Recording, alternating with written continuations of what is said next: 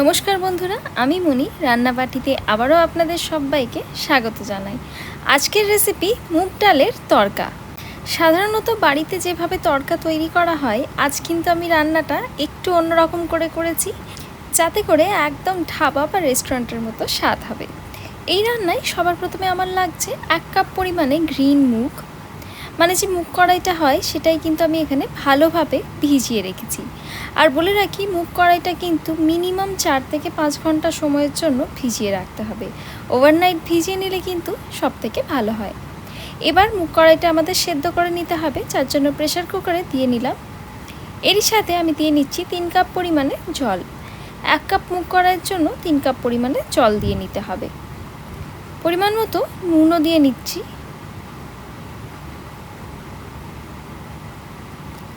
এবার সব কিছুকে খুব ভালো করে একবার মিক্স করে নেব, যাতে নুনটা মুগ কড়াইয়ের চারিদিকে খুব ভালো করে মিক্স হয়ে যায়। এবার প্রেসার কুকারের লিড কভার করে আমরা এটাকে সেদ্ধ হতে দেব। একদম হাই হিটে একটা সিটি, আর তারপর মিডিয়াম হিটে আরও একটা সিটি আমাদের কিন্তু এতে ফেলে নিতে হবে। মুগ কড়াই যেন খুব বেশি সেদ্ধ না হয়ে যায়, সেটা কিন্তু আমাদের অবশ্যই খেয়াল করতে হবে। তা না হলে কিন্তু তড়কাটা একদমই খেতে ভালো লাগবে না, আর টেক্সচারটাও কিন্তু একদমই ভালো থাকবে না। নিশ্চয়ই দেখতে পাচ্ছেন প্রেসার কুকারে কিন্তু 2টো সিটি পড়ে গেছে। এই স্টেজে ওভেনের হিট অফ করে দিলাম। আর এবার প্রেসার কুকারের স্টিম রিলিজ হওয়া অবধি আমাদের একটু ওয়েট করে নিতে হবে। যখন দেখবেন এভাবে প্রেসার কুকারের স্টিম রিলিজ হয়ে গেছে, তখন আমরা চাপাটা খুলে নেব। আর আমি এখানে আপনাদের তুলে দেখিয়ে দিই ডালগুলো ঠিক কেমন সেদ্ধ হতে হবে। নিশ্চয়ই দেখতে পাচ্ছেন বেশ ভালো মতো সেদ্ধ হয়ে গেছে, অথচ গোটা গোটা আছে। তার মানে ডালগুলো কিন্তু একদম সেই গলে যায়নি। ঠিক এইভাবেই কিন্তু আপনাদের মুগ ডালটা সেদ্ধ করে নিতে হবে। এবার কড়াতে দিয়ে নিচ্ছি 1 টেবিল স্পুন পরিমাণে সাদা তেল। এরই সাথে দিয়ে নিতে হবে 2 চা চামচ পরিমাণে ঘি। এই রান্নায় যদি এই স্টেজে ঘিয়ের ব্যবহার করা হয়, সেক্ষেত্রে কিন্তু স্বাদটা দ্বিগুণ বেড়ে যায়। অবশ্যই এই স্টেজে ঘিয়ের ব্যবহার করবেন।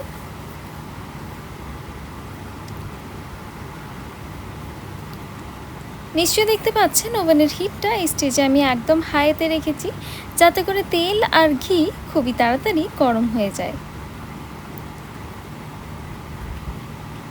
তেল আর ঘি দুটোই মোটামুটি খুব ভালো মতো গরম হয়ে গেছে। এবার কটা ফোড়নে আমাদের মশলা দিয়ে নিতে হবে। প্রথমেই দিয়ে নিচ্ছি একটা তেজপাতা, এরই সাথে দিয়ে নিতে হবে একটা দারচিনির টুকরো, একটা বড় এলাচ, কয়েকটা ছোট এলাচ দিয়ে নিলাম।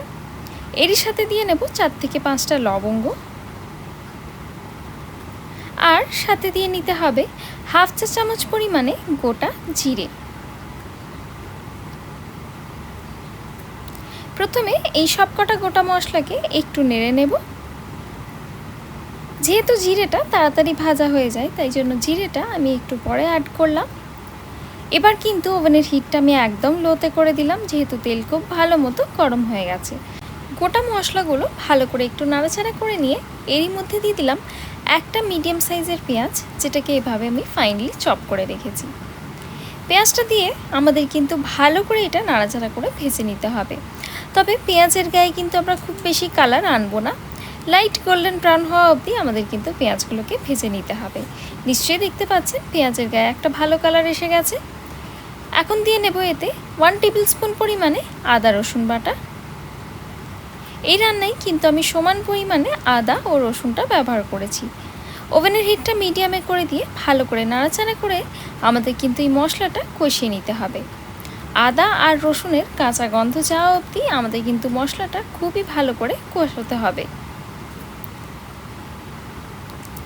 এবার এই স্টেজে দিয়ে নেব টমেটো কুচি। এখানে কিন্তু আমি একটা মিডিয়াম সাইজের টমেটোকে ভালো করে কুচিয়ে নিয়েছি। এই রান্নায় আপনারা চাইলে কিন্তু অবশ্যই টক দইয়েরও ব্যবহার করতে পারেন, কিন্তু সেক্ষেত্রে আমি সাজেস্ট করব টমেটোটা ব্যবহার করবেন না। টক দইয়ের সাথে টমেটো যদি ব্যবহার করা হয়, সেক্ষেত্রে কিন্তু টক দই কেটে যেতে পারে। আর টক দই ব্যবহার করলে কিন্তু একটা দারুণ সুন্দর গ্রেভিতে ক্রিমি টেক্সচার আসবে। অবশ্যই আপনারা চাইলে কিন্তু টক দইও ব্যবহার করতে পারেন। টমেটোটা দিয়ে ভালো করে একটু নাড়াচাড়া করে নিলাম। এবার কটা গুঁড়ো মশলা এই স্টেজে দিয়ে নিচ্ছি। হাফ চা চামচ পরিমাণে হলুদ গুঁড়ো, হাফ চা চামচ পরিমাণে লঙ্কা গুঁড়ো আর হাফ চা চামচ পরিমাণে ধনে গুঁড়ো দিয়ে নিলাম। সাথে দিয়ে নিলাম সামান্য একটু নুন, যাতে করে টমেটোটা ভালো করে ভাজা যায়। নিশ্চয়ই দেখতে পাচ্ছেন আমি কিন্তু গুঁড়ো মশলাগুলো টমেটোটা পুরোপুরি ভেজে নেওয়ার আগেই অ্যাড করে দিয়েছি। এতে করে কি হবে, টমেটোর থেকে যে কটা জল বা ময়েশ্চার রিলিজ হবে, সেই ময়েশ্চারে কিন্তু আমাদের মশলাগুলো ভালো করে কষানো হয়ে যাবে আর মশলা একদমই পুড়ে যাবে না। সবকটা জিনিস খুব ভালো করে কষিয়ে নিয়ে এর মধ্যে দিয়ে নিলাম সেদ্ধ করে রাখা গোটা মুগ কড়াই। এখানে কিন্তু আমি মুগ কড়াইয়ের সাথে মুগ কড়াইয়ের যে জলটা ছিল সেটাও একই সাথে এর মধ্যে দিয়ে নিলাম। এবার সব কিছুকে খুব ভালো করে একবার মিশিয়ে নিতে হবে।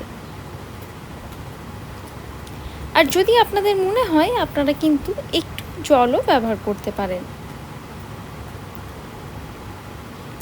এখানে আমি সব কিছুকে খুব ভালো করে মিশিয়ে নিচ্ছি। আর যেহেতু আমার গ্রেভিটা এখনও ফুটিয়ে ঘন করা দরকার, তাই জন্য এখানে আমি অল্প পরিমাণে জলের ব্যবহার করলাম। প্রায় 1/3 কাপ পরিমাণে আমি এখানে জল দিয়ে নিলাম। জলটা দিয়ে নিয়ে আবারও সব কিছুকে খুব ভালো করে একবার আমাদের মিক্স করে নিতে হবে।